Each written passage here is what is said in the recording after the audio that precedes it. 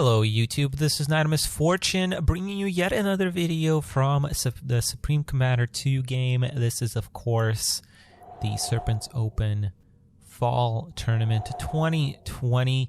We are in round of 16. We are back in Igneous. If you're watching the playlist, we were just there for the match between Fox Tremelin and Skeptical Skeleton. Of course, I don't do spoilers. And you guys should watch that game because it was very, very interesting set of matches. But nevertheless, we're going to jump into this game. This game is probably one of the more exciting matches for the round of 16 because it features two players that are very, very good at this game. And it is, of course, MauganRa and Xplosive. And one of these players, you know that they're good, but Xplosive might not be very familiar to you because he has actually been absent from the game for quite some time. He used to be part of a clan called the Royal Elite Club, or clan. I don't remember what the C stood for. But he was a really good player on the level of Polar Bear. He might have even been better than them at one point. Or Royal Elite Clan at least was. And it was very interesting to watch his games. And it's so good to see these old players. Of course, him and Jarek were the most notable ones to return for this tournament. But it's always great to see old players come back. Anyway, let's go ahead and jump into this game. Of course, this is the best out of 3.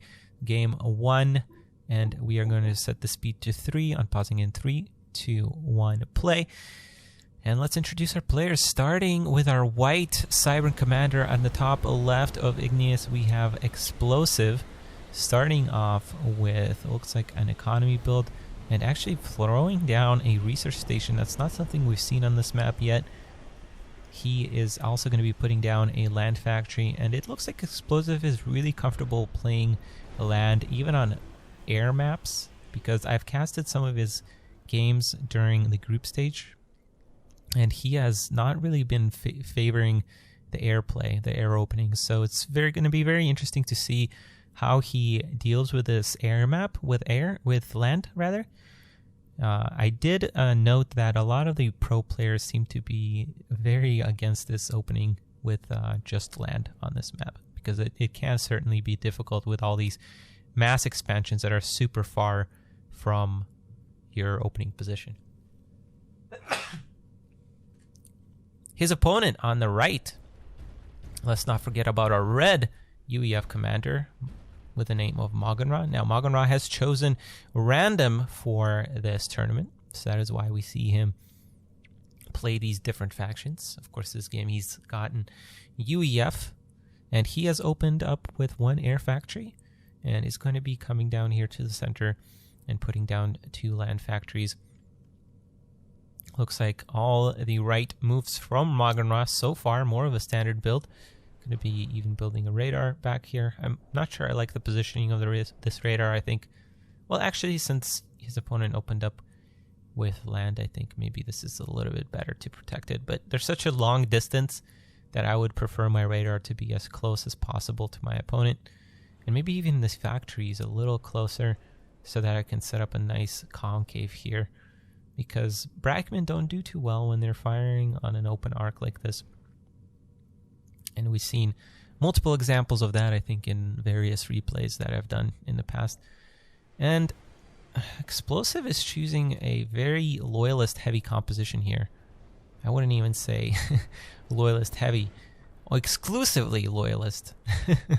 Here, doing a nice spread here. Of course, this is just a wasp. But I'm not sure why he's not pushing. This is a very surprising thing to see. If your opponent, especially if your opponent has opened up with air and you know that, it's very surprising to see. And I'm not sure what Xplosive is doing. He's bombing, or he's built a radar back here. I'm not sure. Maybe he doesn't know where his opponent is. That's certainly not something you want to see. Now, pausing his factories as well. I don't think this is going... Oh, he is going for a Megalith play here.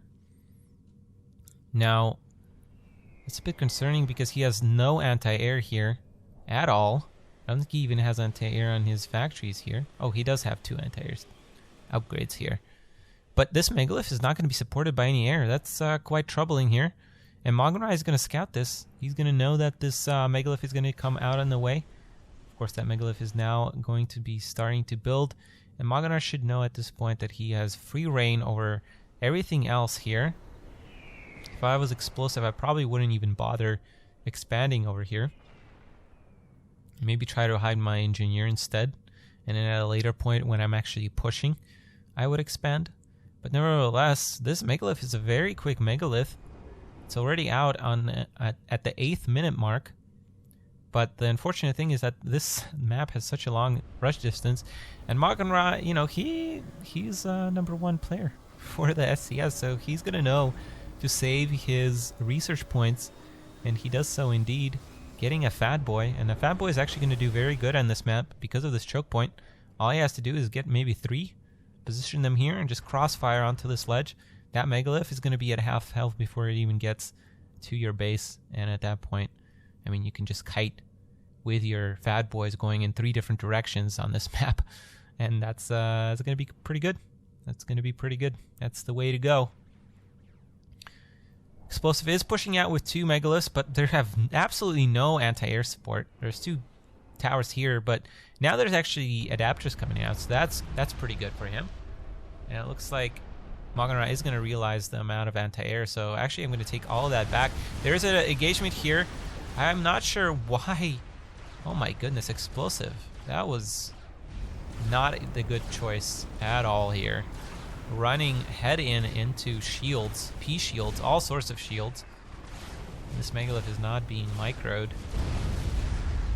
Fortunately, Xplosive loses his first megalith. This second megalith is also not being microed and is going to fall here. Just a second. These adapters are late to the party, and that's a lot of losses. And I don't think MauganRa has lost a single unit here. Has he actually lost a unit? Maybe an engineer all the way over here, and maybe like 1 plane, but that's 2 megaliths and a whole bunch of loyalists that have gone down. And that is a very devastating loss for Xplosive. And now I don't think he even has enough mass to support any more megaliths. And this is just going to be a very rough game for him, because there's now 2 Fat Boys with P-shields making their way across the map. I'm going to speed this up a little bit. There's quite a bit of engineers for Xplosive, but at this point it doesn't matter because that's not the problem. There's no possibility of a late game here. He just needs units to try and take care, and microing your megaliths around without firing isn't going to do a whole lot. Looks like Xplosive is going to try to draw some fire with his commander here. Not a bad idea, but unfortunately his megaliths just cannot break through the shields, and one of the megaliths has fallen. Second one is underneath adapter shields, but unfortunately they're just not firing. And even when they do, it looks like he was barred by that cliffside. And even though he catches one of these Fat Boys out of P-shields, he does not manage to pick it off, losing another megalith and deciding to control K here. So very solid game from MauganRa, who's actually, oh my god, I totally missed this. But he has even somehow managed to squeeze out like a bunch of mastodons. How did I freaking miss that? I was so focused on the central fight. But even without these mastodons, like, Xplosive had so many issues coming his way just down the center from these 3 factories. I think his mistake was not grouping his units and then sending his loyalists just to die here. That was very unfortunate. But MauganRa has selected a very nice strategy nevertheless. It was going to be very close, even if Xplosive was very precise with his unit control. So very difficult game, and I think it's very difficult to play land, even if you do rush megaliths on this map. So I think Xplosive probably did not play this map too much when he was preparing for the tournament. Nevertheless, we are going to go to game 2. I think that was Xplosive's map. Don't exactly remember what it was. Yes, Xplosive had the second map pick, and he picked Arctic, so that should be a better map for Cybran, which is of course his faction. So we'll see if he manages to even the game score out in the next game. I'll be right back. Don't go anywhere. Welcome back, ladies and gentlemen, to game 2 between MauganRa and Xplosive. The map is, of course, Arctic Refuge, like I mentioned. Let's go ahead and introduce our players, starting with the player on the bottom right. It is our white Cybran commander with the name of Xplosive. And he's starting off with, by the looks of it, 1 air factory. And we'll see what he does from there. His opponent on the other side of the map, it is our red Aeon commander. This time he's pulled Aeon, which is a very comfortable faction for MauganRa. It is, of course, MauganRa, who I just called out. But nevertheless, he is opening up with 1 air factory, pushing up with his commander, and doing all the eco things. So far, pretty similar build openings from our 2 players. As I say that, Xplosive has decided to place down a 2nd air factory. So it's very curious how he went land on Igneous, which is an air map, and he's going to air on Arctic, which is, I would say, a land map for Cybran. So I'm not quite sure what he's doing, what his game plan is. I think he played much better in the games during the group stage, so I'm not really sure what's going on here. MauganRa, although, is looks like he's misclicked here, not finishing up his mass extractor. That has happened to me so many times. It's so sad. Xplosive does manage to get a good engagement here against the Weedabov, who does not manage to micro around and is going to end up falling here. So quite a good engagement from Xplosive. Now, unfortunately, somehow, when these players are starting off with 2 air factories, they still manage to fall behind on air production. It looks like that Xplosive's 2nd Gemini just barely manages to come off the line there. And looks like both players are going to transition into that land, moving towards the center. If I was Xplosive at this point, I would not be pushing that far up, because you want to create the most distance between yourself and your opponent when you're opening up with such an aggressive air build. And you want to give yourself the most amount of time to prepare for the upcoming push.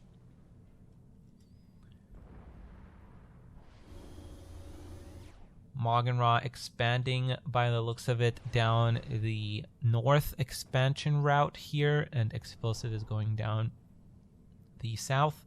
So nothing too out of the ordinary here.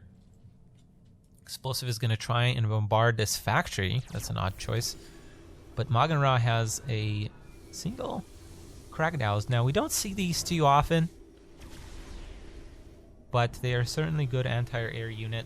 Better than Harvogs if MauganRa doesn't want to go that route, which we actually, now that I think about it, MauganRa very seldomly goes Harvogs in tournaments, or in any game, really. I don't remember him going Harvogs ever, which is a very, very surprising thing. Huh. That's a good point. That's very interesting. Usually Aeon players at least go Harvogs sometimes. At least in this situation, when you have double air, I think a lot of Aeon players would have chosen to go Harvogs with that anti-air upgrade.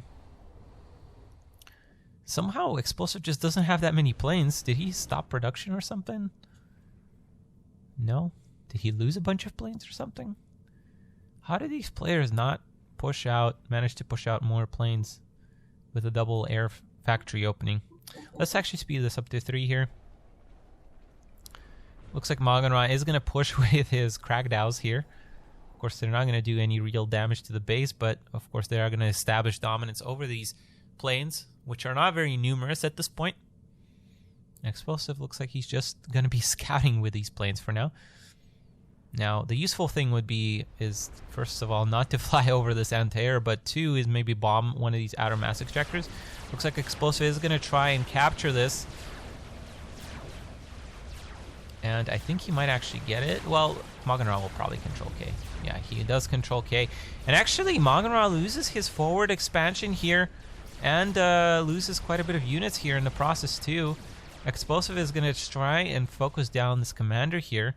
But there's a lot of units here for MauganRa. I'm not sure that's the most wise of choices, especially that now that there's anti-air, there's a point defense coming out for MauganRa. That's going to push away Xplosive's ACU, and he does not manage to pull it back quite enough here. Does manage to get 2 point defenses, but unfortunately there are quite a bit of MMLs out for MauganRa, and that is going to be a very difficult thing to deal with here. Oh, missile launchers are so powerful, especially with his factory over here protecting them. And there's now not very much air for Xplosive. So again, he finds himself in a very difficult position where his build really hasn't managed to capitalize to get him an advantage. When you're opening up such an aggressive or such a specific build, you do want to grab an advantage as early as possible. Otherwise, you will lose to the meta, most likely, because the meta, by definition, is a very consistent play that allows you to be consistent at every stage of the game.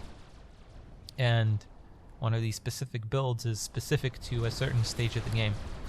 Whether it's a mega that's very specific to the mid game, or if it's a double arrow opening, which is very specific to early game, or maybe even a nuke rush, which is very specific to late game, obviously. So you have to capitalize. You have to capitalize. Of course, there aren't very many strategies that are late game focused because it's so hard to be at a disadvantage in early game and middle game.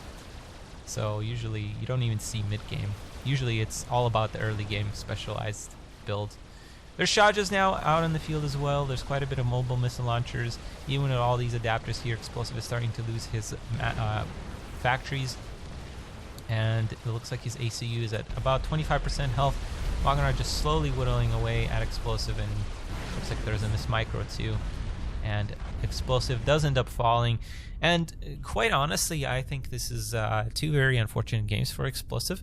I'm not sure if maybe going from game day 1 to game day 2 messed with him in terms of, you know, like focus or anything like that. But I think he was definitely better during the group stages.